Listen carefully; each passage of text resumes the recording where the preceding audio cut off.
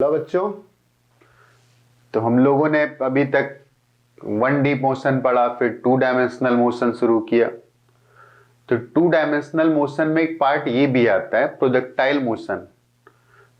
तो projectile motion actually है क्या? तो प्रोजेक्टाइल मोशन की डेफिनेशन है, this is a 2 dimensional motion. मतलब वो स्ट्रेट लाइन पर नहीं चलता है, पार्टिकल किस पर चलता है? एक प्लेन पर चलता है, एंड विथ कांस्टेंट एक्सलरेशन।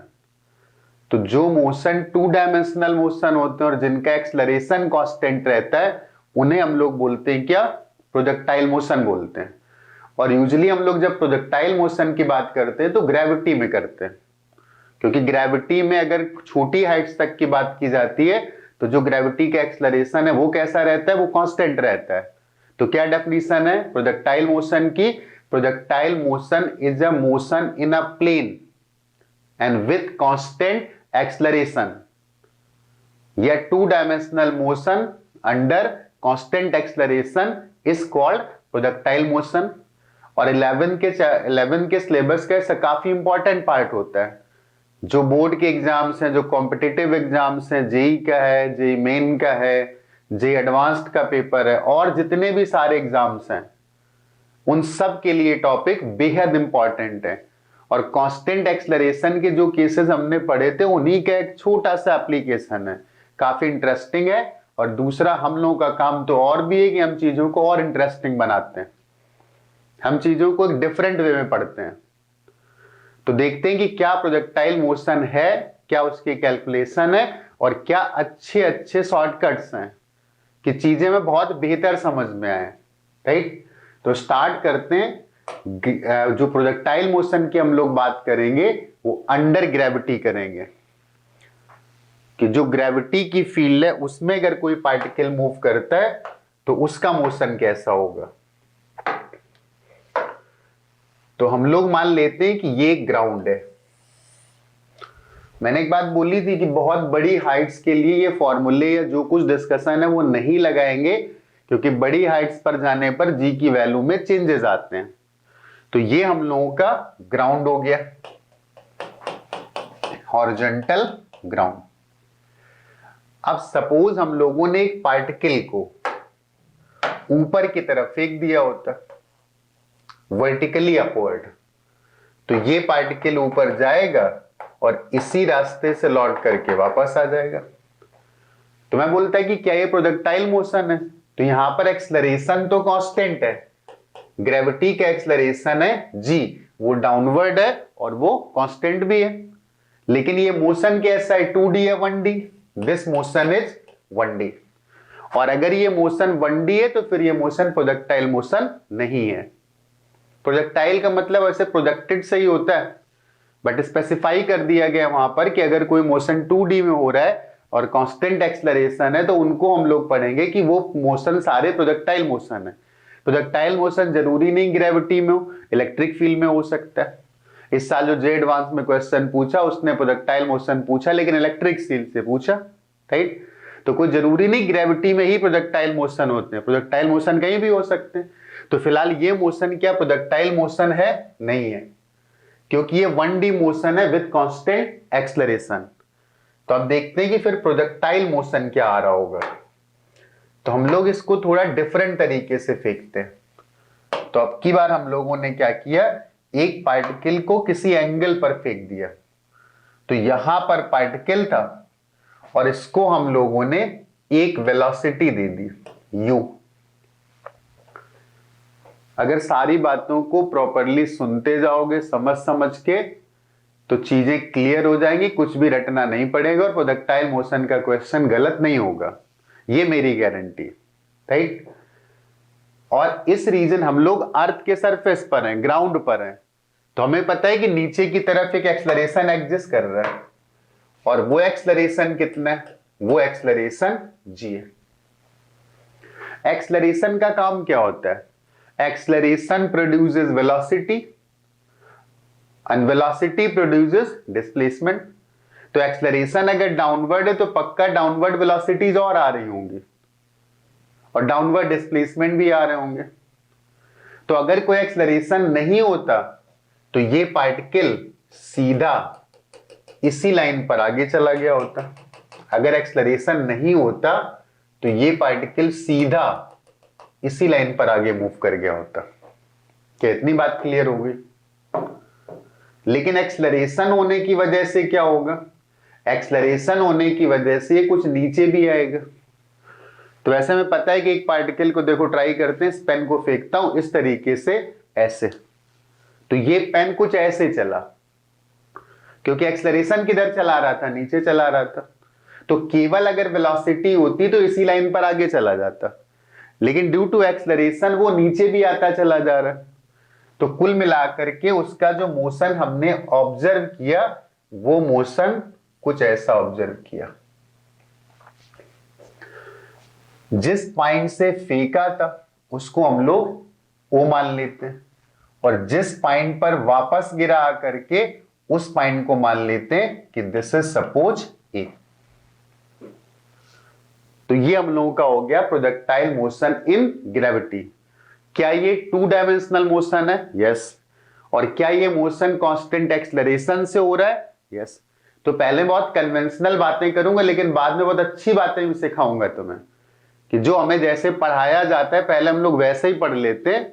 कि जब कोई 2D, हम लोगों ने पिछले लेक्चर में पढ़ा कि अगर कोई 2D मोशन हो भी रहा है तो हम लोग उसको 2 कंपोनेंट में ब्रेक करके 1D की तरीके से सॉल्व कर सकते हैं।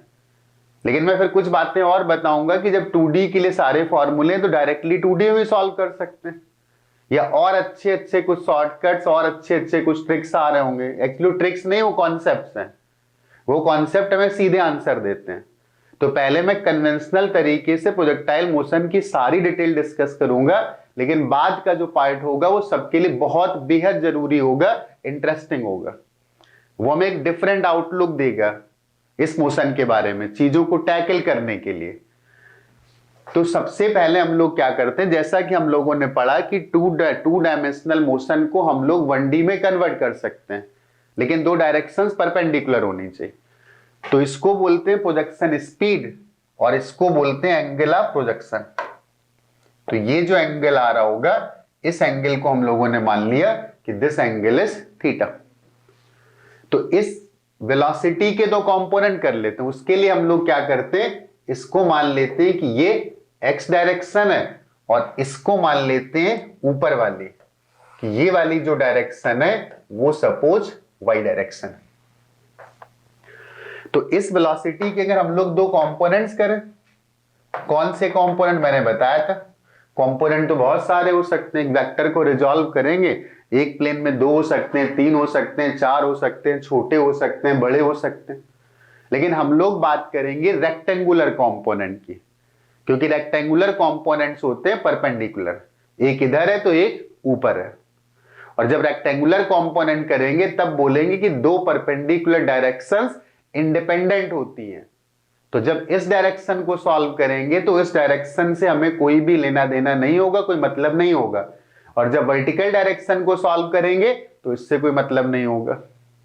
तो इस लेक्चर को पूरा देखना तो मजा भी आएगा, सीखने को मिलेगा, डिफरेंट तरीके मिलेंगे कैसे पेपर में हम लोग क्वेश्चन को बहुत जल्दी सॉल्व कर लेते हैं। तो हम लोगों ने डिस्कस किया था कि अगर कोई वेक्टर है, सपोज ये वेक्टर आर है, और इसके हमें 2 रेक्टेंगुलर कंपोनेंट करने, और ये एंगल था थीटा। तो थीटा के बगल वाला जो कंपोनेंट आता था वो आर कॉस थीटा, और थीटा के सामने वाला जो कंपोनेंट आता था वो आर साइन थीटा था।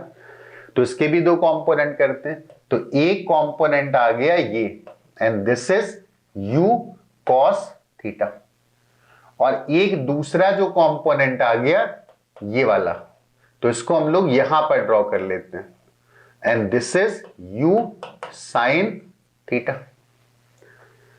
Horizontal component u cos theta, और vertical component u sin theta. वैसे u क्या था, जो हम लोग यहां पर u लिख रहे हैं वो u क्या था? तो ये तो इनिशियल वेलोसिटी थी ना। पार्टिकल को जब प्रोजेक्ट किया गया था तो जो शुरू में वेलोसिटी थी वही तो u थी। तो इनिशियल वेलोसिटी का जो x कंपोनेंट है वो u cos theta x direction में था, तो इसको हम लोग लिख देते हैं कि this is x component of initial velocity. और जो y डायरेक्शन में था इसको बोल देते हैं कि this is y component of initial velocity. इतनी बात क्लियर होगी, किसी को कोई दिक्कत नहीं होगी। जो एक्सलरेशन था वो किधर था, नीचे की तरफ। वैसे जरूरत पड़ती तो कुछ चीजें और भी सीखते जाते हैं, हम लोग सीखते जाते हैं कि अगर वेक्टर फॉर्म में चीजों को करना हो तो क्या होगा। तो इनिशियल वेलोसिटी u है, अगर इसको वेक्टर फॉर्म में लिखा जाए तो उसका जो x कंपोनेंट है वो u cos थीटा और y कंपोनेंट है u sin थीटा। तो इसको लिख सकते हैं u cos theta i cap और plus u sin theta j cap.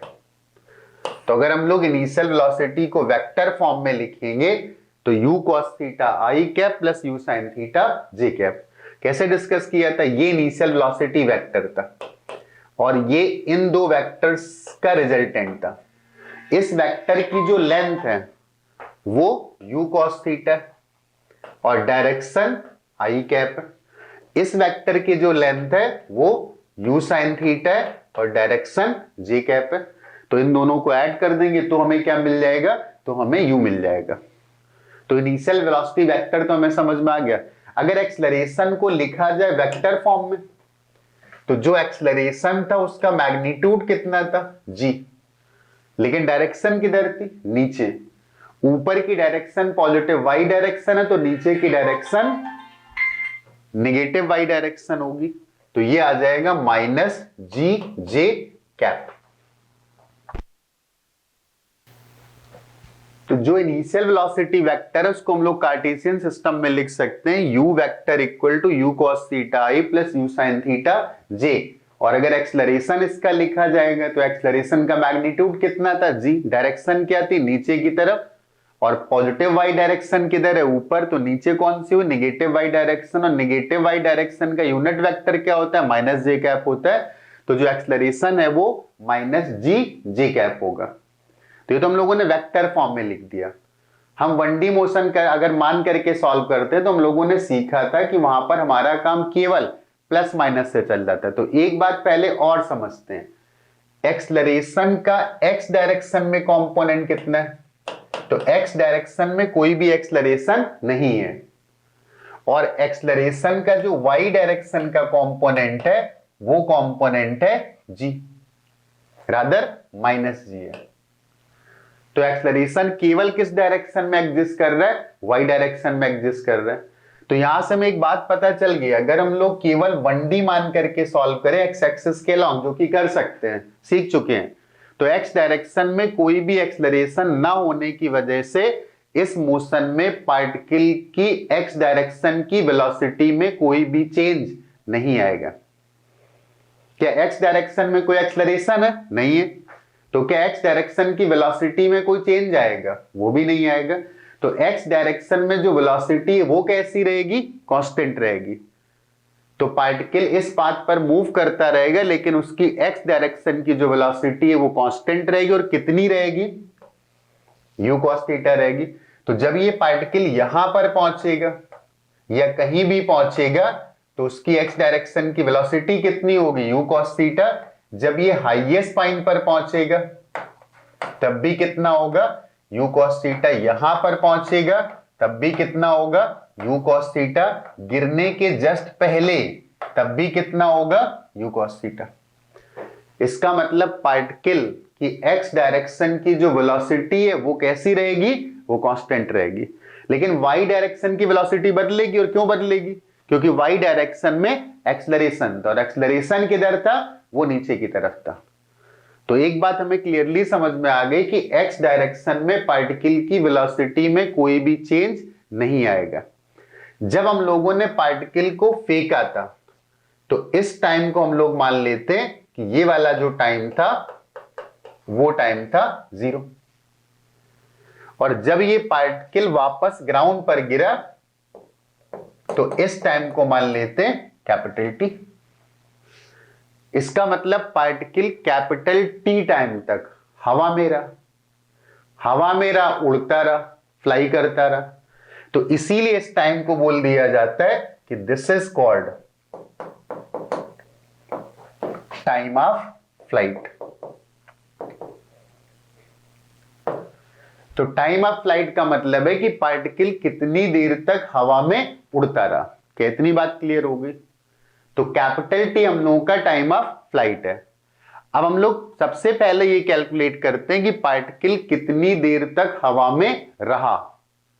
तो मैंने बोला था वैसे तो मोशन 2 डायमेंशनल मोशन है, मैंने बोला है कि बाद में हम लोग इन जनरल भी सॉल्व करेंगे और काफी इंटरेस्टिंग होगा, लेकिन पहले जो कन्वेंशनल मेथड है वो मेथड है कि हम लोग इस मोशन को 2 परपेंडिकुलर डायरेक्शन में ब्रेक कर लेते हैं और दोनों को 1D मान करके सॉल्व कर लेते हैं।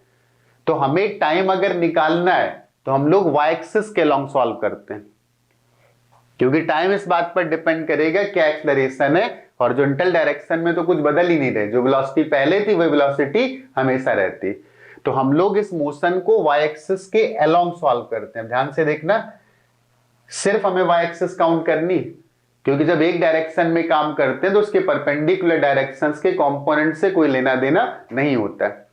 तो वाई डायरेक्शन की इनिशियल स्पीड कितनी थी? वाई डायरेक्शन की इनिशियल स्पीड थी u sin थीटा। जिस समय फेंका गया था उस समय का टाइम कितना था? 0 था। अगर हम लोग वाई डायरेक्शन की बात करें तो जब हम लोगों ने फेंका था तो इस समय वाई कोऑर्डिनेट कितना था? 0। और जब ये वापस गिरा तो कहां गिरा? एक्स एक्सिस पर, तो इस समय भी वाई कोऑर्डिनेट कितना हो गया? 0। मतलब अगर हम लोग पूरे मोशन की बात करें तो वाई डायरेक्शन में टोटल डिस्प्लेसमेंट कितना हो गया? 0 हो गया, क्योंकि पहले भी वो ग्राउंड पर था और गिरा तब भी कहां पर था? ग्राउंड पर था। तो ना ऊपर गया और ना नीचे गया तो किधर गया? राइट साइड पर चला गया। तो वाई डायरेक्शन में पूरे मोशन का जो ओवरऑल डिस्प्लेसमेंट है वो कैसा हुआ? 0 हुआ। तो पार्टिकल ऊपर की तरफ गया होगा, हम सिर्फ वाई डायरेक्शन काउंट कर रहे हैं, क्योंकि हमें पता है कि एक डायरेक्शन में जब क्वेश्चन को सॉल्व कर रहे हैं तो उसके परपेंडिकुलर डायरेक्शंस के कंपोनेंट से कोई भी मतलब नहीं होगा, because 2 perpendicular directions are linearly independent. तो ये पार्टिकल वाई डायरेक्शन में पहले ऊपर गया होगा और फिर लौट करके नीचे आ गया होगा। तो जब ये वापस आया होगा तो उस समय इसकी वेलोसिटी किधर रही होगी? नीचे रही होगी, लेकिन डिस्प्लेसमेंट वाई डायरेक्शन का कितना हो गया? 0 हो गया। और वाई डायरेक्शन में नीचे की तरफ एक्सेलरेशन था। तो हम लोग यहां पर सेकेंड इक्वेशन ऑफ मोशन लगाते हैं, s is equal to ut और प्लस हाफ इंट। मैंने बोला पहले मैं कन्वेंशनल तरीके से करूंगा, अदरवाइज इससे और बहुत अच्छे तरीके एग्जिस्ट करते हैं जो हमें चीजों को समझाते भी हैं और जिनसे आंसर भी बहुत जल्दी निकल आता है और कम एफर्ट में निकल आता है और कॉन्सेप्चुअल क्लैरिटी भी आती है। लेकिन पहले मैं वैसे ही कर रहा हूं जैसे सब लोग करते हैं। तो अगर हम लोग इस क्वेश्चन को वाई डायरेक्शन में सॉल्व कर रहे हैं तो डिस्प्लेसमेंट किसका हो गया? वाई डायरेक्शन का। ये वेलोसिटी वाई डायरेक्शन की और एक्सेलरेशन वाई डायरेक्शन का। मैंने बोला था पहले जरूरी है पॉजिटिव नेगेटिव डायरेक्शन डिफाइन कर ली जाए, तो ऊपर पॉजिटिव और नीचे नेगेटिव है। तो वाई डायरेक्शन में टोटल डिस्प्लेसमेंट कितना हुआ? 0। वाई डायरेक्शन की इनिशियल वेलोसिटी कितनी थी? तो वाई डायरेक्शन की इनिशियल वेलोसिटी थी u sin थीटा। जब ये वापस यहां पर आया था तो टाइम कितना था? Capital T. तो टाइम की वैल्यू को लिख देते हैं कैपिटल टी। और वाई डायरेक्शन के एक्सेलरेशन किधर था? ऊपर या नीचे? नीचे। मतलब ऊपर की क्वांटिटी को अगर मैंने पॉजिटिव लिखा है तो नीचे की कैसी होगी? नेगेटिव। और वो एक्सेलरेशन कितना था? -g। तो -12g और टाइम कितना लगा? t²। तो यहां से फिर हम लोग लिख सकते हैं कि gt² is equal to 2u sin theta into T. तो इसको लेफ्ट में ले आते हैं और t कॉमन ले लेते हैं, तो gt minus 2u sin theta और into T is equal to 0। तो इसके फिर 2 सॉल्यूशंस आ गए, एक तो t इक्वल टू 0 आ रहा है, तो इसका एक सोल्यूशन t इक्वल टू 0 है, जो कि पॉसिबल नहीं क्योंकि इस मोशन में टाइम तो लगा होगा। और दूसरा सॉल्यूशन जो यहां पर आ रहा है वो सॉल्यूशन आ रहा है gt equal to u sin theta, मतलब t equal to 2u sin theta upon g। तो हमने अगर y डायरेक्शन में इस क्वेश्चन को सॉल्व किया तो हमें टाइम ऑफ फ्लाइट मिल गया। और वो टाइम ऑफ फ्लाइट कितना था, 2u sin theta upon g। अब इसको बहुत अच्छे तरीके से सॉल्व कर सकते थे, डायरेक्टली बोल देते हम लोग। डायरेक्टली कैसे बोलते? डायरेक्टली हम लोग ऐसे बोलते, हम लोग बोलते कि अगर हम लोग केवल y डायरेक्शन की बात कर रहे हैं तो y डायरेक्शन में वेलोसिटी कितनी थी, u sin theta. y direction की इनिशियल वेलोसिटी कितनी थी, u sin थीटा। और y डायरेक्शन में एक्सलरेशन भी था, किधर, नीचे की तरफ था, g। तो इनिशियल वेलोसिटी का काम है इसे ऊपर चलाना और एक्सलरेशन का काम है इसे नीचे चलाना। तो हम लोग तो कैपिटल T टाइम की बात कर रहे थे। तो ना मैं अगर तुमसे पूछता कि वेलोसिटी ने कितना चलाया होगा, वेलोसिटी ने इस पार्टिकल को कितना ट्रैवल कराया होगा, तो वेलोसिटी थी u sin theta, u sin theta. तो t टाइम में कितना चला दिया होगा, u sin theta into t, किधर, ऊपर की तरफ चला दिया होगा। फिर मैं तुमसे पूछता एक्सलरेशन ने किधर चलाया होगा, वो तो नीचे था, तो उसने किधर चलाया होगा, नीचे। और कांस्टेंट एक्सलरेशन t टाइम में कितना चलाता है, half a t square, a कितना है, g। इसका मतलब एक्सलरेशन ने जो डिस्प्लेसमेंट कवर कराया होगा वो हाफ जी टी स्क्वायर, किधर, नीचे की तरफ, इधर। हमें वो टाइम बताना था जब ये जमीन पर गिरा होगा, और जब ये पार्टिकल जमीन पर गिरा होगा इसका मतलब वर्टिकल डायरेक्शन का टोटल डिस्प्लेसमेंट 0 हो गया होगा।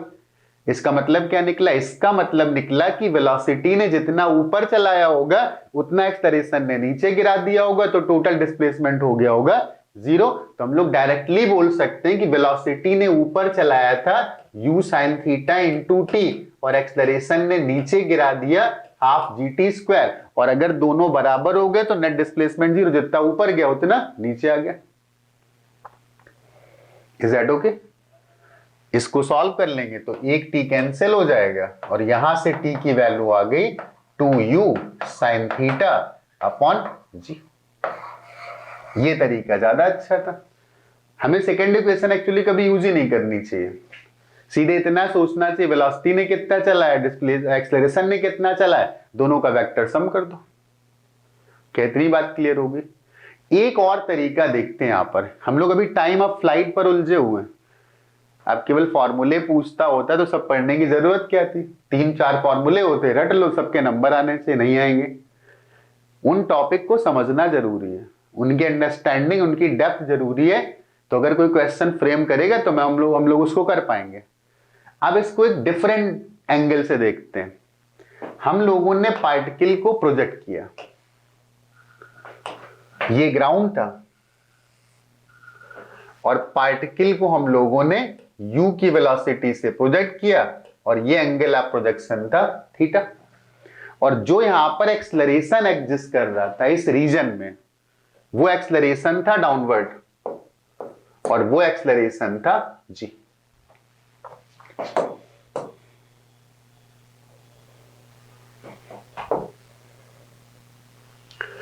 ध्यान से सुनना, अगर एक्सलरेशन ना होता तो क्या होता, अगर एक्सलरेशन ना होता तो ये पार्टिकल इसी लाइन पर आगे चलता रहता, इसी लाइन पर आगे जाता रहता, ऐसे। Got it? अगर एक्सलरेशन एब्सेंट होता तो वेलोसिटी जिस डायरेक्शन में होती पार्टिकल उसी डायरेक्शन में मूव करता रहता। लेकिन एक्सलरेशन है तो एक्सलरेशन नीचे भी चला रहा होगा। Got it? तो अगर मैंने, एक्सलरेशन चलाता कितना है, एक्सलरेशन चलाता है अगर कांस्टेंट है तो हाफ टी स्क्वायर। तो अगर मैं बोलता थोड़ी देर बाद बात करते हैं, एक छोटे टाइम पर, तो वेलोसिटी ने चला दिया इतना ut, और एक्सलरेशन ने चला दिया इतना। इसका मतलब वो पार्टिकल यहां पर पहुंच गया होगा। थोड़ी और टाइम की बात करते, वेलोसिटी ने चला दिया इतना, टाइम और मिल गया तो एक्सलरेशन ने ज्यादा चला दिया। एक्सलरेशन अपना डिस्प्लेसमेंट बढ़ाता चला जाएगा और वेलोसिटी से ज्यादा बढ़ाएगा, क्योंकि इसमें टी स्क्वायर लिखा हुआ और इसमें ut होता है। तो जैसे जैसे टाइम बढ़ता जाएगा तो एक्सेलरेशन के डिस्प्लेसमेंट बढ़ते चले जाएंगे। तो जब और टाइम बीता होगा तो एक्सेलरेशन ने और ज्यादा चला दिया होगा, यहां पर पहुंचा दिया होगा। एक ऐसा टाइम आया होगा कि वेलोसिटी ने इतना चला दिया और एक्सेलरेशन ने यहां तक चला दिया, तो ये पार्टिकल यहां से यहां पर पहुंच गया। इसका मतलब ऐसे एक्सेलरेशन किधर चलाएगा, नीचे, और वेलोसिटी चलाएगी इस डायरेक्शन में। तो वेलोसिटी ने चला और एक्सेलरेशन ने चला, और जब एक्सेलरेशन का चलाया डिस्प्लेसमेंट इतना हो गया कि वो यहां पर पहुंच गया, इसका मतलब वापस पार्टिकल ग्राउंड पर आ गया।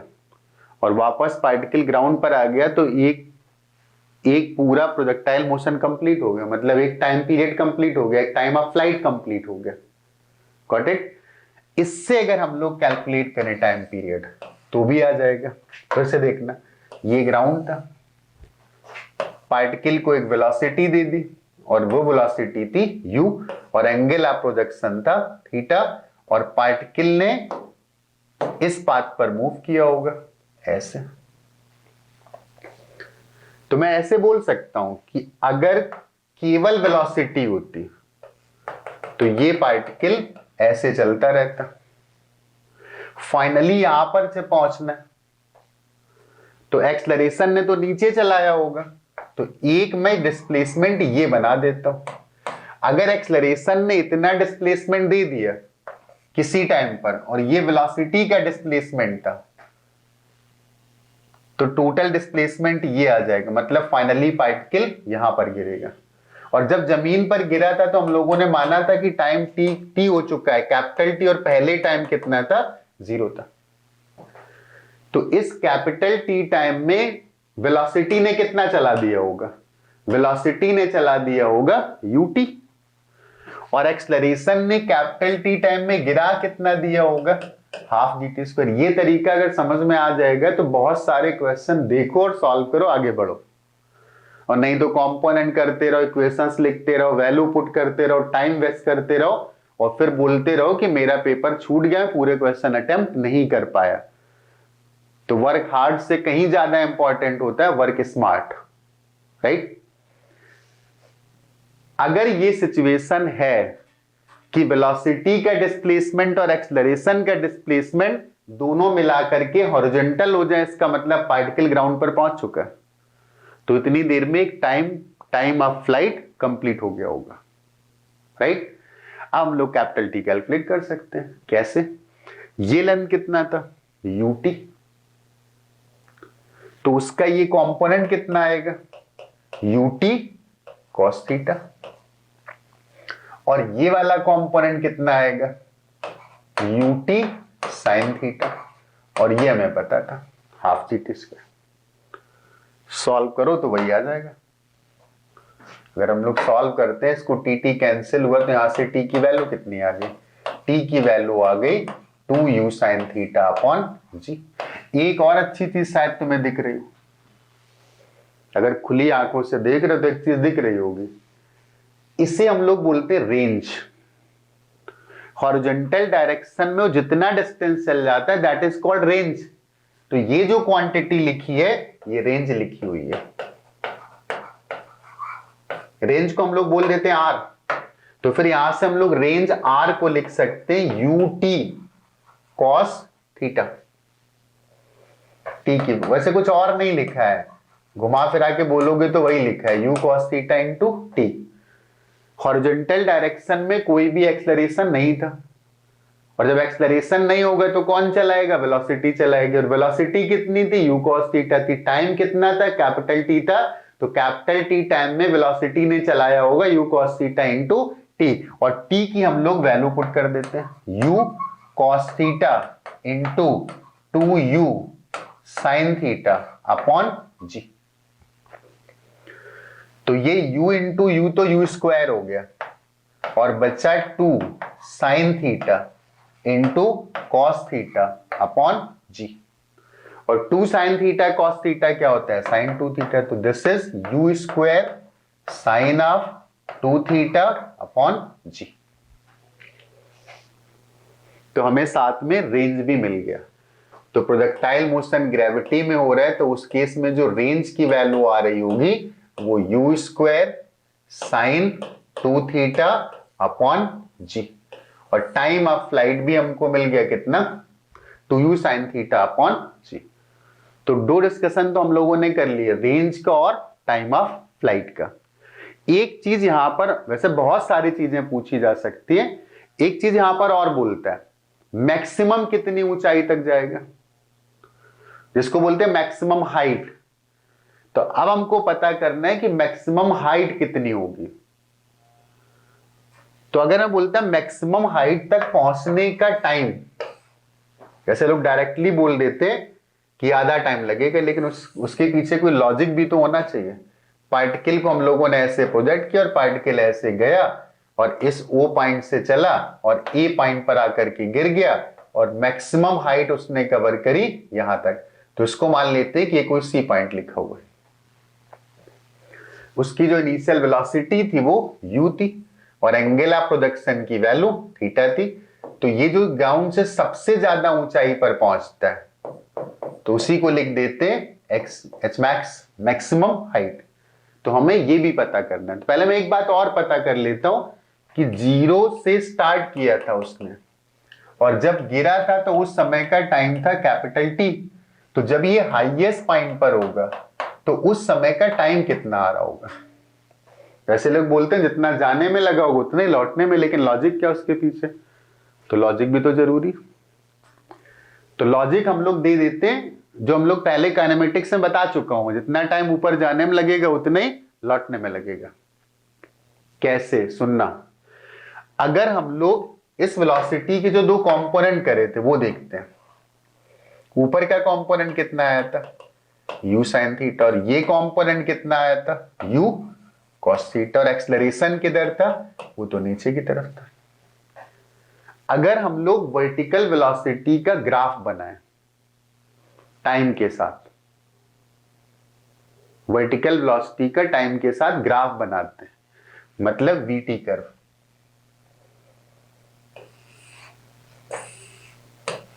ये vy और ये टाइम। ऊपर की डायरेक्शन को पॉजिटिव मान लेते हैं तो नीचे की कैसी होगी, नेगेटिव होगी। एक्सेलरेशन किधर था, नीचे, तो क्या एक्सेलरेशन नेगेटिव है, yes. And what is acceleration, velocity time curve का स्लोप। तो वीटी कर्व का स्लोप कैसा हुआ, नेगेटिव। और क्या एक्सेलरेशन कांस्टेंट भी है, यस। तो एक्सेलरेशन अगर कांस्टेंट है तो वीटी कर्व एक स्ट्रेट लाइन आएगी, और अगर नेगेटिव है तो डिक्रीजिंग स्ट्रेट लाइन आएगी, मतलब नेगेटिव स्लोप की स्ट्रेट लाइन। तो वो स्ट्रेट लाइन कुछ ऐसे आएगी। इनिशियल वेलोसिटी थी u sin थीटा, मतलब पॉजिटिव थी, तो वो यहां से स्टार्ट होगा। तो इनिशियल वेलोसिटी की जो वैल्यू थी वो थी u sin थीटा। हम लोग y डायरेक्शन की बात कर रहे हैं, और जो लाइन आए, जो कर्व आएगा वीटी, वो तो एक स्ट्रेट लाइन आएगा इस तरीके से।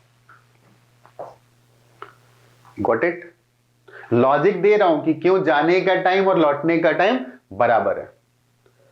अब एक बात और सुनना, पार्टिकल ऊपर जा रहा है तो जब वो हाईएस्ट पॉइंट पर पहुंचा होगा तो इस समय y डायरेक्शन की वेलोसिटी कितनी हो गई होगी, 0, तभी तो जाना बंद कर दिया। एक बात मैंने और बोली थी, velocity is always tangent to the curve. तो हाईएस्ट पॉइंट पर अगर हम लोग टेंजेंट ड्रॉ करेंगे तो वो टेंजेंट तो इधर आ रही होगी ना, इसका मतलब टोटल वेलोसिटी इस डायरेक्शन में, तो वर्टिकल कितनी हो गई, 0। तो जहां पर वर्टिकल वेलोसिटी 0 हो चुकी है, मतलब वो टाइम है कि पार्टिकल अपने हाईएस्ट पॉइंट पर पहुंच चुका है, और हाईएस्ट पॉइंट का टाइम था टी डैश। तो ये 0 टाइम था और ये टाइम था टी डैश।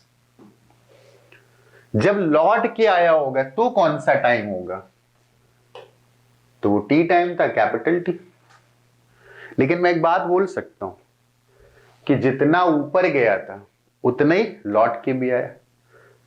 तो ऊपर गया था तो जितना डिस्प्लेसमेंट पॉजिटिव रहा होगा, लौटने में उतना ही नेगेटिव रहा होगा। तो टोटल डिस्प्लेसमेंट कितना होना चाहिए, 0 होना चाहिए।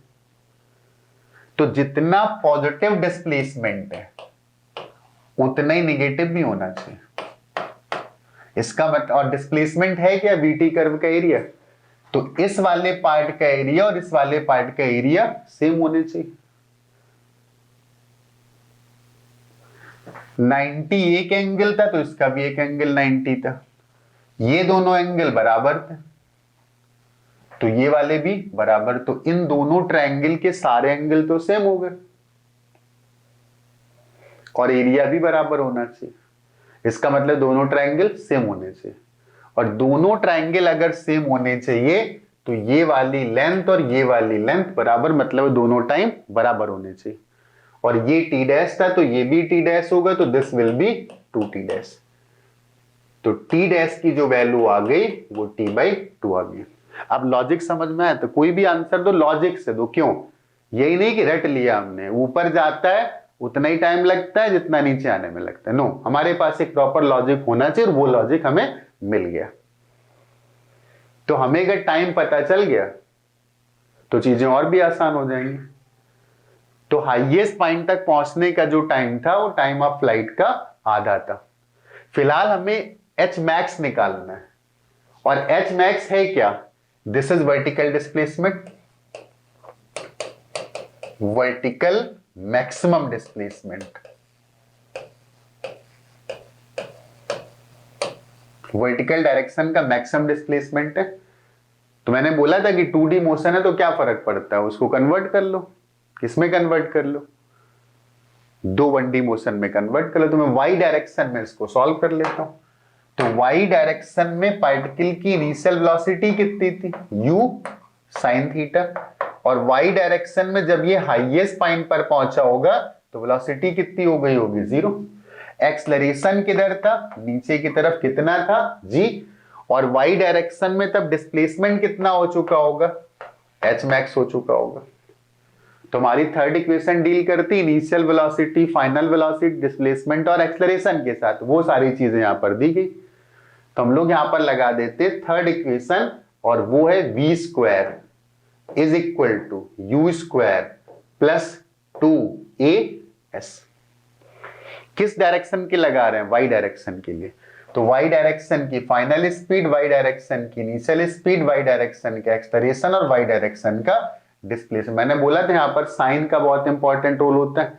तो पहले डिसाइड करो कौन सी डायरेक्शन पॉजिटिव है कौन सी नेगेटिव। तो मैं ऊपर वाली पॉजिटिव मान लेता हूं, तो ऊपर वाली अगर मैं पॉजिटिव मानता हूं तो फाइनल वेलोसिटी y डायरेक्शन की तो 0 हो गई, और इनिशियल वेलोसिटी थी u sin थीटा, उसका स्क्वायर कर देते हैं, प्लस 2 टाइम्स एक्सेलरेशन नीचे था तो g नहीं लिखूंगा, क्या लिखूंगा, -g, और डिस्प्लेसमेंट ऊपर था तो इसको प्लस h मैक्स लिख दूंगा, प्लस h मैक्स, और था कितना, h मैक्स था। तो यहां से सॉल्व करेंगे तो h मैक्स कितना आ गया, h max is equal to you square sine square theta upon 2g।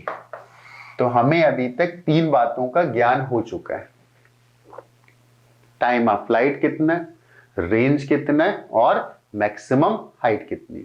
Got it. तो प्रोजेक्टाइल मोशन में 3 बेसिक चीजें हैं कि अगर एक हॉरिजॉन्टल ग्राउंड है, वहां से एक पार्टिकल को फेंका गया है किसी स्पीड से और किसी एंगल ऑफ प्रोजेक्शन पर, तो उस केस में मैक्सिमम हाइट कितना है, रेंज क्या और टाइम ऑफ फ्लाइट क्या है। कितनी बात समझ में आई। तो ये तीनों फॉर्मूले रटे होने चाहिए। हम लोगों ने जो टाइम ऑफ फ्लाइट निकाला वो कितना निकाला, 2u sin theta upon g, और जो हम लोगों ने रेंज कैलकुलेट करी वो कितनी कैलकुलेट करी, u square sign of 2 theta upon g, और जो हम लोगों ने मैक्सिमम हाइट कैलकुलेट करी h मैक्स, वो कितनी आ गई, u square sine square theta upon 2g। इन 3 बातों का हमें ज्ञान हो गया, इन 3 बातों को हम लोगों ने ठीक से सीख लिया, राइट। एक चीज यहां पर प्रोजेक्टाइल मोशन में और इंपॉर्टेंट होती है कि पार्टिकल चल तो रहा है किसी पाथ पर, बट ये पाथ कौन सा है, सर्कुलर है, पैराबोलिक है, कुछ और है। तो हम लोग इसके पाथ की इक्वेशन और डिफाइन करते हैं। ये इसको मान लेते हैं एक्स एक्सिस और इसको मान लेते हैं वाई एक्सिस। जहां से पार्टिकल फेंका गया था उसको ओरिजिन, और ओरिजिन के कोऑर्डिनेट 0,0। फिर पार्टिकल को हम लोगों ने यहां से प्रोजेक्ट कर दिया तो पार्टिकल इस पाथ पर चला। तो इस पाथ की हमें इक्वेशन निकालना, लोकस निकालना है। तो हम लोगों ने एक जनरल पॉइंट ले लिया कोई, और वो पॉइंट था P, और उसके कोऑर्डिनेट्स मान लेते हैं x, y। तो x y में रिलेशन मिल जाए तो हमें पता चल जाएगा कि कौन सा पाथ आ रहा होगा, सर्किल आ रहा होगा, पैराबोला आ रहा होगा, इलिप्स आ रहा होगा, हाइपरबोला आ रहा होगा, क्या आ रहा होगा। अभी तो कुछ आइडिया नहीं लग रहा है। तो अगर इसके कोऑर्डिनेट x, y माने तो ये वाली डिस्टेंस x हो गई और ये वाली डिस्टेंस y हो गई। जब P पर पहुंचा होगा तो कुछ टाइम भी रहा होगा, तो इस वाले टाइम को मान लेते हैं कि time t equal to T, और जब फेंका गया था तो टाइम था 0। जब P पर पहुंचा उस समय का टाइम था t, तो t टाइम में अगर हम लोग बोलते x कितना होगा, तो x डिस्प्लेसमेंट किसने दिया है। मैंने फिर बोला मैं दो डायरेक्शंस में अलग अलग सॉल्व करूंगा, तो पहले मैं इस डायरेक्शन में सॉल्व कर रहा हूं। तो इस डायरेक्शन में जो भी डिस्प्लेसमेंट होगा वो किसकी वजह से होगा, इसके पास वेलोसिटी थी u, एंगल था थीटा, तो इस वेलोसिटी का ये कंपोनेंट आ गया u cos थीटा और ये कंपोनेंट आ गया u sin थीटा। तो x डायरेक्शन में u cos थीटा चला रहा है और टाइम कितना 30, तो u cos थीटा ने कितना चला दिया होगा, u cos theta into T. एक इक्वेशन हमें मिला, हमें एक्स वाई में निकालना है, मतलब टाइम को एलिमिनेट करना है। अब अगर हम लोग बोलते हैं कि जो y डायरेक्शन का डिस्प्लेसमेंट है ये, तो ये ऊपर की तरफ है। फिर मैंने बोला कभी कभी लोगों को दिक्कत आती, पार्टिकल तो आधा मोशन क्रॉस कर चुका है तो नीचे वेलोसिटी लिखें कि ऊपर लिखें। अगर सही तरीका इस्तेमाल करो तो सोचना नहीं पड़ेगा। सबसे सिंपल ट्रिक, सबसे सिंपल कॉन्सेप्ट जो इन जनरल हम लोग यूज करते हैं, मैंने बोला था कि y डायरेक्शन में वेलोसिटी किधर है, ऊपर, और जो यहां पर एक्सेलरेशन एग्जिस्ट कर रहा है वो किधर है, नीचे की तरफ। तो वेलोसिटी ने किधर चलाया होगा, ऊपर, और एक्सेलरेशन ने किधर चलाया होगा, नीचे। तो वेलोसिटी थी कितनी, u sin थीटा, तो वेलोसिटी ने ऊपर कितना चला दिया होगा, u sin theta into T. तो ये किधर चला दिया, ऊपर। अगर केवल यही होती तो इतना पार्टिकल चल जाता, लेकिन एक्सेलरेशन तो नीचे की तरफ था, जी था, तो टी टाइम में उसने कितना चला दिया होगा, constant acceleration half a t square चलाता है, लेकिन वो था किधर, नीचे, तो इतना नीचे चल गया होगा। नेट किधर गया, ऊपर। तो वेलोसिटी ने चलाया u sin theta into T ऊपर की तरफ, और एक्सेलरेशन ने गिरा दिया हाफ जी टी स्क्वायर नीचे, लेकिन नेट ऊपर चला। इसका मतलब u sin theta into T की value half G T square से ज्यादा है, तो नेट जो ऊपर पार्टिकल गया होगा वो इतना गया होगा। ऐसा हम लोग बोल सकते हैं कि हम लोगों ने सेकेंड इक्वेशन ऑफ मोशन लगाया। वेलोसिटी इनिशियल पॉजिटिव थी, ऊपर थी, एक्सेलरेशन नेगेटिव था, तो यहां पर माइनस आ रहा है। टी टाइम की बात करें तो s equal to u t plus half a t square. तो हम लोगों ने वाई डायरेक्शन में second equation of motion use करी। ये हम लोगों के पास दूसरी इक्वेशन आ गई। अब इन दोनों को सॉल्व कर लेते हैं। तो ऊपर से टी की वैल्यू कितनी आ रही, ऊपर से टी की वैल्यू आ रही X upon U cos theta. इस टी की वैल्यू इसमें पुट कर दो, तो इसमें पुट करोगे तो y is equal to U sine theta into T, और t का मतलब था x upon U cos theta minus half G, और t स्क्वायर करेंगे तो ये आ जाएगा x square upon U square cos square theta. यहां से यू कैंसिल हुआ, और sine theta upon cos theta क्या हो गया, sign theta upon cos theta की जो वैल्यू आ गई वो टेन थीटा आ गई। तो y is equal to x tan theta minus g x square upon two you square cos square theta. तो हमें एक्स वाई में जो रिलेशन मिला वो रिलेशन मिला y is equal to tan theta into X और minus G upon 2u² cos square theta into X square. तो ये कुछ लिखा हुआ है ax² प्लस bx प्लस सी के फॉर्म का। तो y is equal to ax² plus bx plus C, मतलब y is equal to ax² plus bx plus C 0 और a नेगेटिव है यहां पर। तो ये कौन सा फंक्शन लिखा है? तो पैराबोलिक लिखा होगा।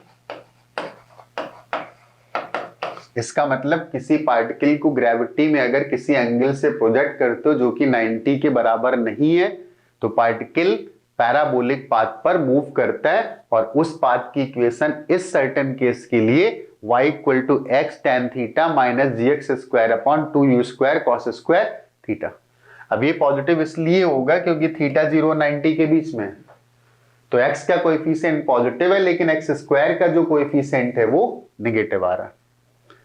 तो हम लोगों ने 4 बातें सीख ली। प्रोजेक्टाइल मोशन में टाइम ऑफ फ्लाइट कैसे निकालते हैं, रेंज कैसे निकालते हैं, मैक्सिमम हाइट कैसे निकालते हैं, और इक्वेशन ऑफ ट्रेजेक्ट्री क्या है। तो इक्वेशन ऑफ ट्रेजेक्ट्री रट लेना काम पड़ेगा, क्योंकि अक्सर इसका क्वेश्चन आ जाता है y equal to x tan theta minus gx² upon 2u² cos square theta. क्या इतनी बात क्लियर हो गई? ओके। अब यहां पर एक चीज और भी आती है, जैसे हम लोग रेंज की बात करें, ये हॉरिजॉन्टल ग्राउंड था और पार्टिकल को ऐसे फेंका तो पार्टिकल इस पाथ पर चला, तो ये जो रेंज की वैल्यू आ गई r, तो रेंज की वैल्यू आ गई u² sign 2 theta upon g। तो यहां पर एक 2 थीटा की वजह से यहां पर एक ऑब्जर्वेशन आता है कि पार्टिकल को हम लोगों ने थीटा पर प्रोजेक्ट किया, तो रेंज आ गई r1। इसको मैं r थीटा लिख देता हूं, इसको लिख देता हूं r थीटा। अगर u स्पीड से पार्टिकल को थीटा एंगल पर प्रोजेक्ट किया जाए तो उस केस में जो रेंज आ रही है वो r थीटा। अब मैं बोलता है कि इसी सेम स्पीड से हम लोग पार्टिकल को प्रोजेक्ट करते हैं, स्पीड में कोई चेंज नहीं किया, लेकिन एंगल कर दिया अब की बार 90 माइनस थीटा।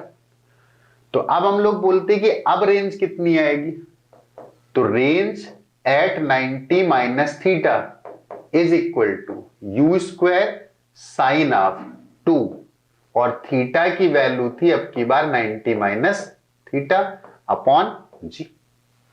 तो इसको अगर सॉल्व करेंगे तो ये आएगा u² into sine of 180 minus 2 theta upon g, और sine 180 minus theta equal to sine theta होता है। तो ये जो वैल्यू आ गई वो u² sine of 2 theta upon g, और यही वैल्यू ये लिखी थी।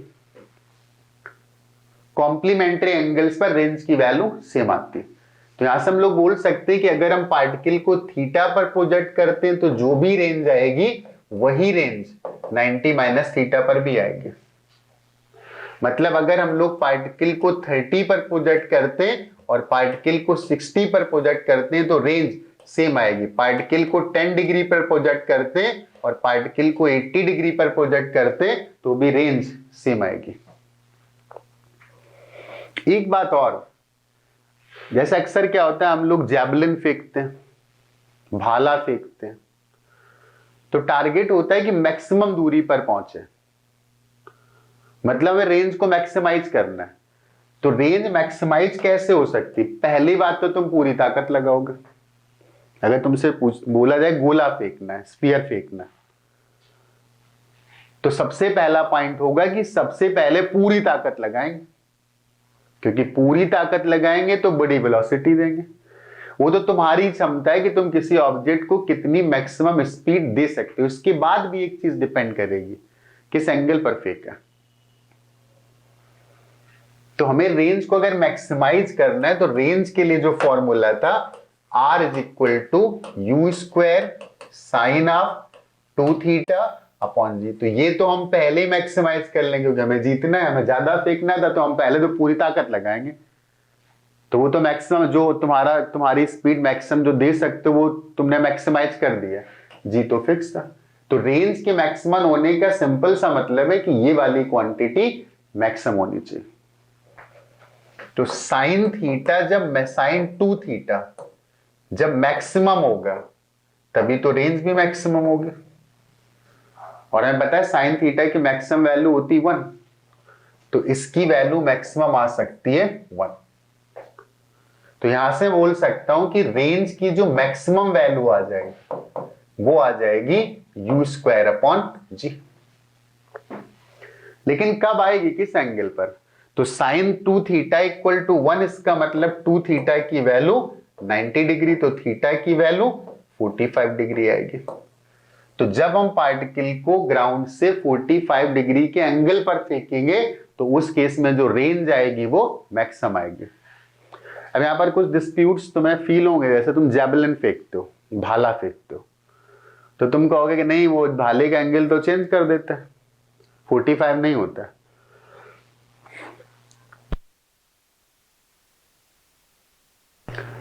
जो जैवलिन है वो एक पॉइंट ऑब्जेक्ट नहीं, एक स्टैंडर्ड ऑब्जेक्ट है। तो वो प्लेयर कोशिश करता है कि अगर ये टिप के बल गिरेगा तो ज्यादा दूरी तक जा सकता है। मतलब फेंका तो मैंने 45 पर, ऐसे गया और ऐसे जाके गिर गया, तो जो डिस्टेंस एक्स्ट्रा कवर हो सकती थी वो नहीं कवर हुई। तो ये सारा डिस्कशन किसके लिए? पार्टिकल्स के लिए, पॉइंट मासेस के लिए, उन ऑब्जेक्ट्स के लिए जिन ऑब्जेक्ट का साइज डिस्टेंस ट्रैवल की तुलना में बहुत कम है। तो जैवलिन के बारे में सोचना तो ये सोच लेना कि जब पॉइंट ऑब्जेक्ट मानोगे तो उसे 45 पर ही फेंकना पड़ेगा, अदरवाइज जैवलिन को अलग तरीके से पकड़ता है, 45 से ज्यादा कर देता है, फेंकता लेकिन वो 45 पर ही है, थोड़ा सा रोटेशन देता है। जब आगे जाता है जैवलिन तो सेंटर ऑफ मास तो ऐसे ही चलता है, लेकिन आर्ट होती है कि जब वो गिरे तो टिप के ऊपर गिरे। ठीक, मोशन में बहुत अच्छे अच्छे क्वेश्चन बनते हैं, लेकिन ये प्रोजेक्टाइल मोशन का एक बेसिक पार्ट है। तो आज हम लोगों ने बेसिक पार्ट में क्या क्या सीख लिया? हम लोगों ने सीखा टाइम ऑफ फ्लाइट कितना था, 2u sin θ/g, range u² sin 2 θ/g, maximum height u² sin² θ/2g, equation of trajectory y = x tan θ - gx² /2u² cos² θ, complementary angle अगर थीटा या 90 - थीटा पर पार्टिकल को फेंकोगे तो दोनों केसेस में रेंज की वैल्यू सेम आएगी। और रेंज मैक्सिमाइज होने का मतलब है कि हमने पार्टिकल को ग्राउंड से 45 के एंगल पर फेंका है, और ये प्रोजेक्टाइल मोशन हॉरिजॉन्टल ग्राउंड पर हो रहा था।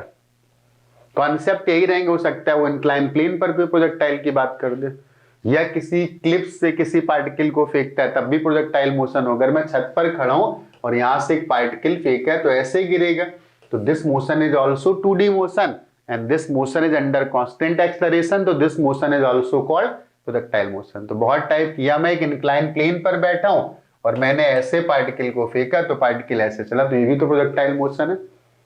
तो बहुत अच्छे अच्छे क्वेश्चन बनते हैं, काफी हिला देने वाले क्वेश्चन भी बनते हैं, राइट।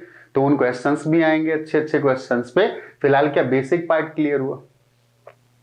क्या इतनी बात क्लियर होगी? हाँ, जैसे यहां पर कुछ चीजें वो और पूछ सकता है, बहुत नॉर्मल सी बातें, कि मैंने एक पार्टिकल को ग्राउंड से किसी एंगल पर प्रोजेक्ट किया, u वेलोसिटी से प्रोजेक्ट किया, एंगल ऑफ प्रोजेक्शन था थीटा, तो पार्टिकल ने इस पाथ पर ट्रेवल किया।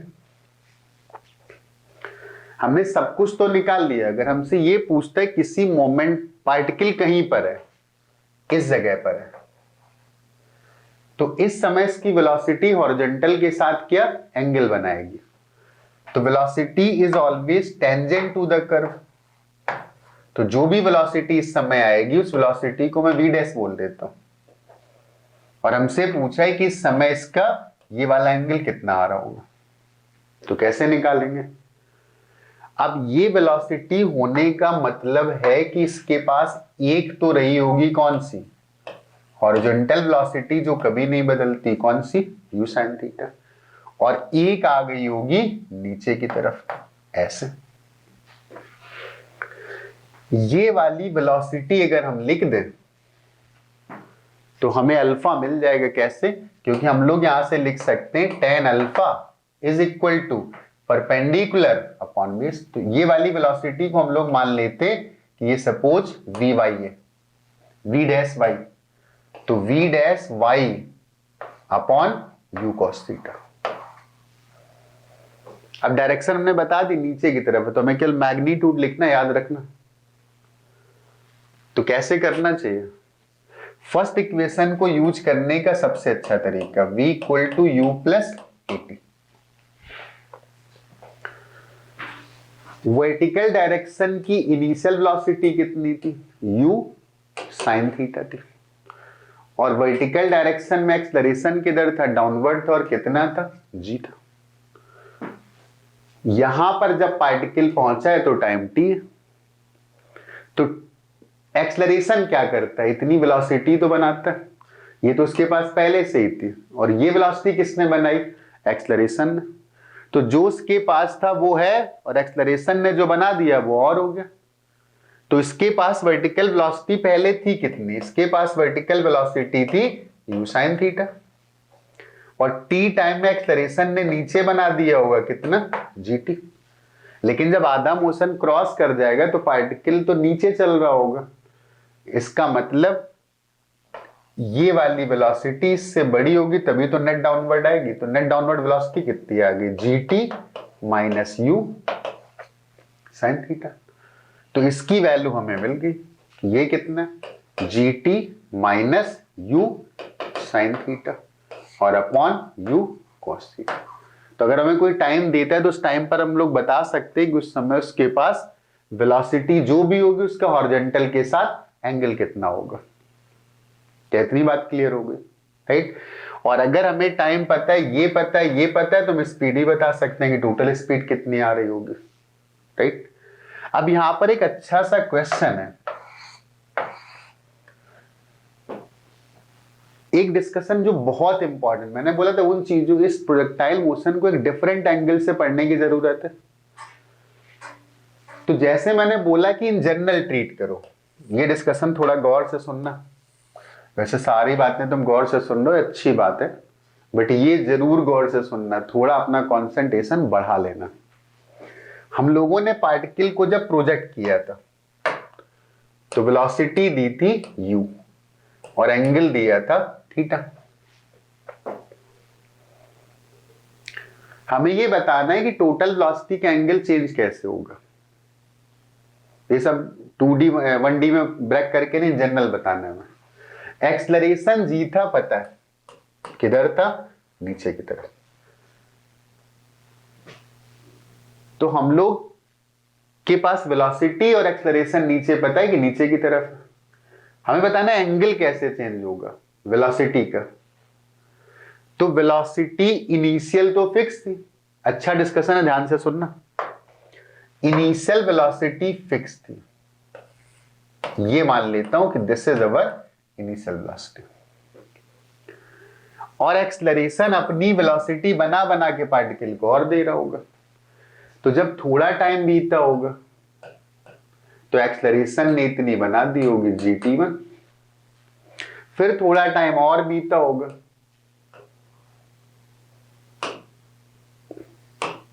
फिर थोड़ा टाइम और बीता तो उसने और ज्यादा बना दी, t2 टाइम में इतना बना दिया। तो t1 टाइम में टोटल वेलोसिटी हो गई ये, और t2 टाइम में टोटल वेलोसिटी हो गई है। अगर टाइम और ज्यादा, मैंने थोड़ा ध्यान से सुनना, वेलोसिटी उसके पास जो थी वो तो है, और एक्सलरेशन लगातार नीचे। एक्सेलेरेशन कितना बनाता है? हम लोग लिखते हैं v equal to u plus a t. तो ये कौन सा था? जो उसके पास पहले से था। और ये ऐड जो किया वो किसने बनाई है? वो तो एक्सलरेशन ने बनाई। तो जितना ज्यादा टाइम दोगे एक्सलरेशन उतनी ज्यादा वेलोसिटी बना के उसमें ऐड कर देगा। तो कम टाइम था तो एक्सलरेशन ने इतना बनाया, फिर और टाइम बढ़ा तो इतना बना दिया। तो t1 टाइम में टोटल ये हो गई और t2 टाइम में टोटल ये हो गया। अगर टाइम और ज्यादा दे देता तो एक्सलरेशन ने सपोज ये बना दिया gt3। तो इन दोनों का रिजल्टेंट आ गया ये। इसका मतलब टोटल वेलोसिटी हॉरिजॉन्टल होगी। कहां पहुंच गए? हाईएस्ट पॉइंट पर। फिर और टाइम बीता तो एक्सलरेशन ने और ज्यादा बना दी, तो टोटल ये आ गई। फिर और टाइम बीता तो एक्सलरेशन ने ये बना दी, तो टोटल ये आ गया। इनिशियल वेलोसिटी में एक्सलरेशन वाली ऐड करते चले जाओ तो इन दोनों वेक्टर्स का रिजल्टेंट हमें ये मिल जाएगा। एक चीज समझ में आ रही है, टोटल वेलोसिटी लगातार नीचे झुक रही, रोटेट कर रही, टोटल वेलोसिटी कंटिन्यूअसली रोटेट कर रही है।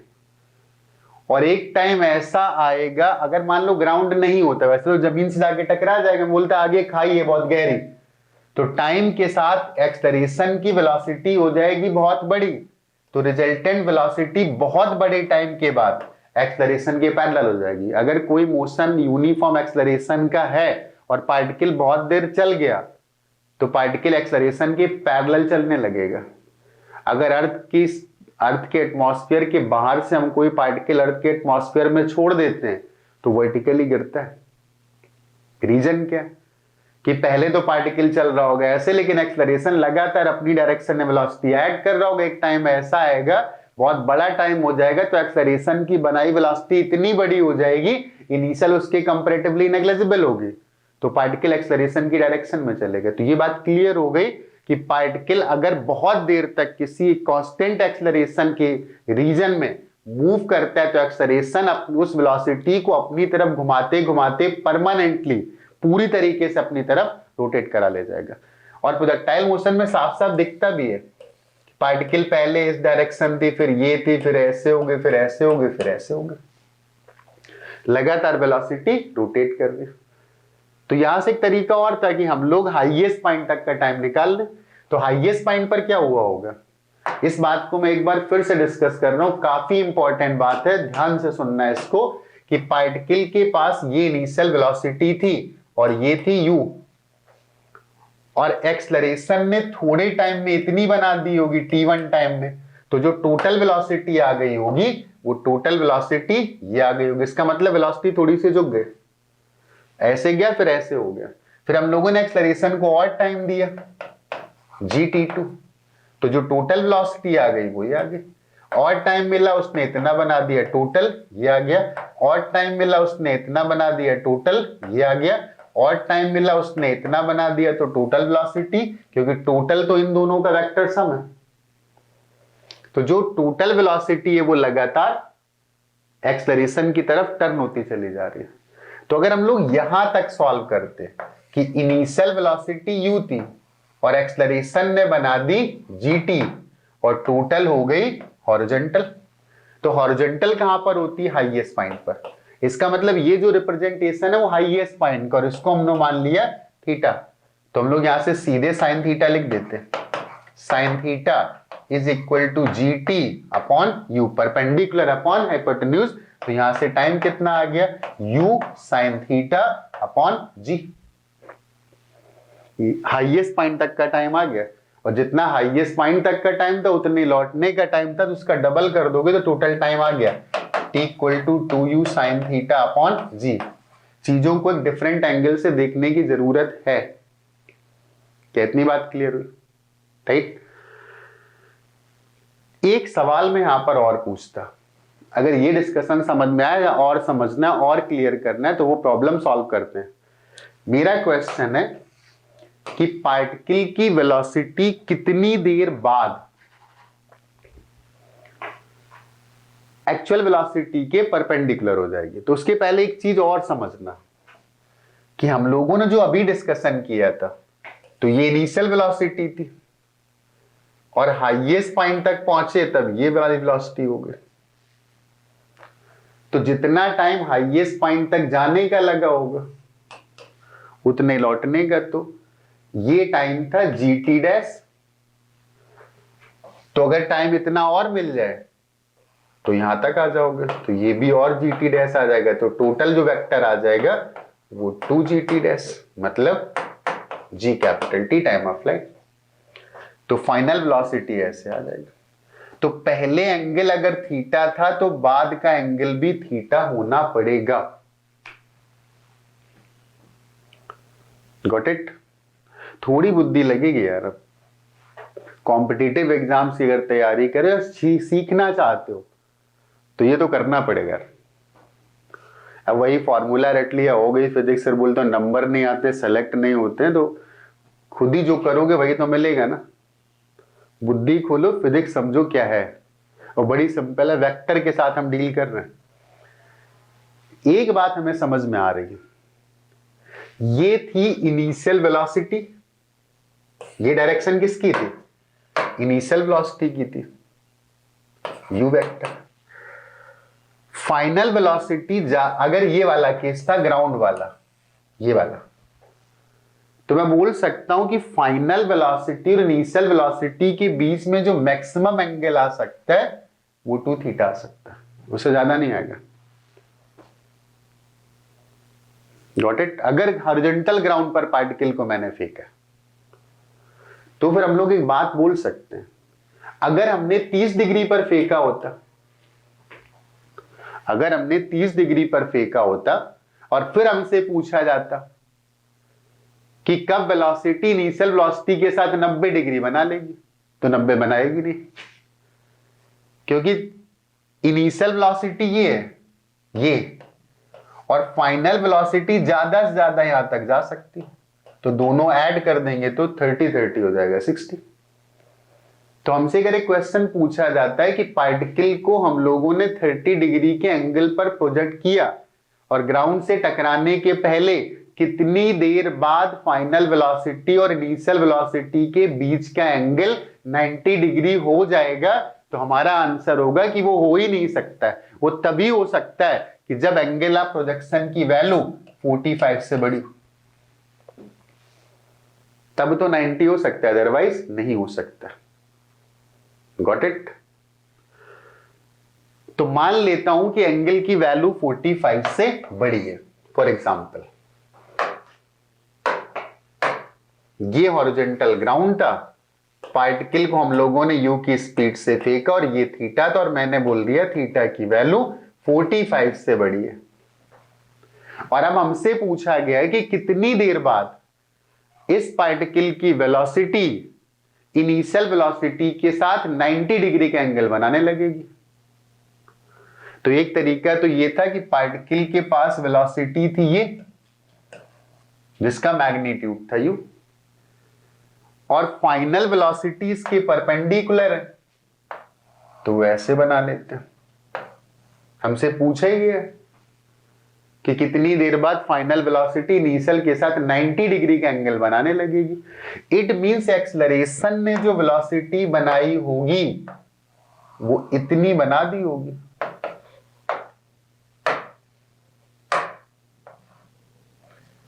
ये कौन सी velocity, velocity at time t, और ये थी velocity at time t equal to 0। और ये किसने बनाया, एक्सेलरेशन ने, तो t टाइम में एक्सेलरेशन कितना बना देगा, gt बना देगा। हमें वही टाइम बताना कितनी देर बाद फाइनल वेलोसिटी इनिशियल वेलोसिटी के साथ 90 डिग्री का एंगल बनाएगी। हमें एक चीज और दी गई है जो हमने भी नहीं लिखी है, क्या, थीटा। तो ये अगर थीटा है तो ये कितना हुआ, 90 माइनस थीटा, और ये 90 था और ये 90 माइनस थीटा है, तो ये कितना हो गया, थीटा हो गया। सॉल्व हो गया क्वेश्चन। समझ गए क्या करना है, हमें t निकालना था, ये पता था और ये gt लिखा था, तो यहां से हम लोग लिख देते sine theta. Sine theta is equal to perpendicular upon hypotenuse. तो परपेंडिकुलर कितना था, परपेंडिकुलर था u, और हाइपोटेन्यूज कितना था, वो था gt। तो यहां से जो t की वैल्यू आ गई वो u upon g sine theta. इसका मतलब इतनी देर बाद पार्टिकल की वेलोसिटी इनिशियल वेलोसिटी के साथ 90 डिग्री का एंगल बनाएगी। अब एक बात मैंने और बोली, लेकिन यहां कंडीशन है कि theta must be greater than 45।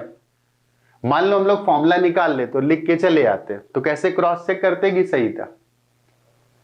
अगर थीटा 45 से कम होता, फॉर एग्जांपल 30 होता, तो देखते हैं क्या कॉन्ट्राडिक्शन आएगा, u upon g into sine 30। Sine 30 half आता, तो 2u अपॉन g। साइन 30 की वैल्यू हाफ आती तो ये 2u अपॉन g। ये तो टाइम ऑफ फ्लाइट से ज्यादा होगा।